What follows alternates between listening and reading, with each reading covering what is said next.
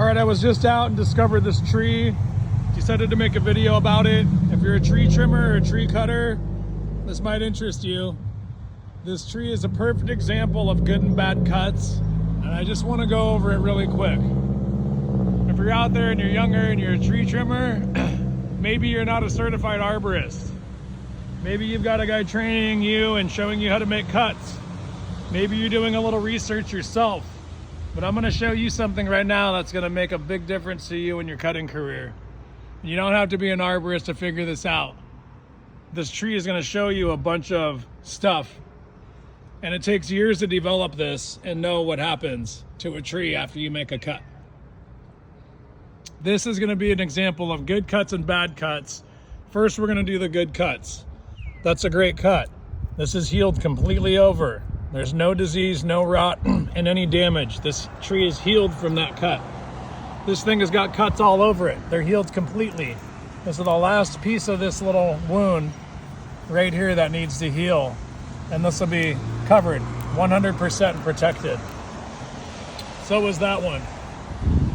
If you look around here, this cut had a good little angle for some drainage, close to being flush with the trunk if you look where the trunk is.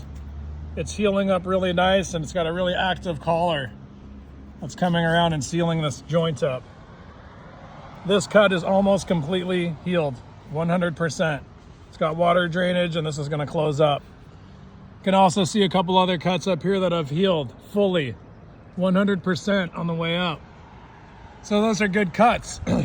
Now, what about the bad cuts? Just take a look up this tree, and I guarantee you the guy that made these cuts down here did not make those cuts up there, because nobody would take the care to make a good proper cut and heal a tree and then go and butcher those limbs off like that. So those have no chance of healing whatsoever. They'll never heal.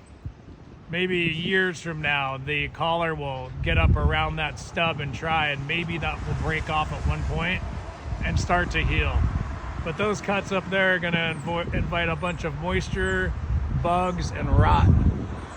And they're not healthy for the tree, neither are any of those limb cuts up there. So although that one branch might not survive, this leader definitely should, especially because of where this joint is and this crotch right here. Automatic weak point. So anyway, that's a few things I wanted to go over on good and bad cuts. And sometimes it takes years to develop the feel for whether you're cutting too deep into the trunk or not. But take a look at that tree right there and look at those cuts, look at those wounds, how they've healed, and that'll give you a really good idea on how flush you should be cutting. There's no book that's going to tell you the exact right cut on every single tree and every species out there. Well, maybe I'm wrong. Maybe they do.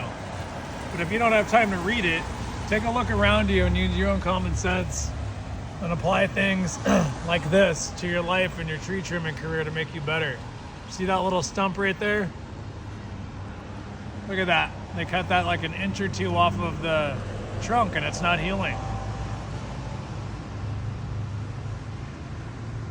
Well, hopefully you enjoyed the video. If you're out there trying to be a better tree climber and a better tree cutter, and you're actually trying to preserve and cut and protect trees, I hope you guys find this lesson really valuable.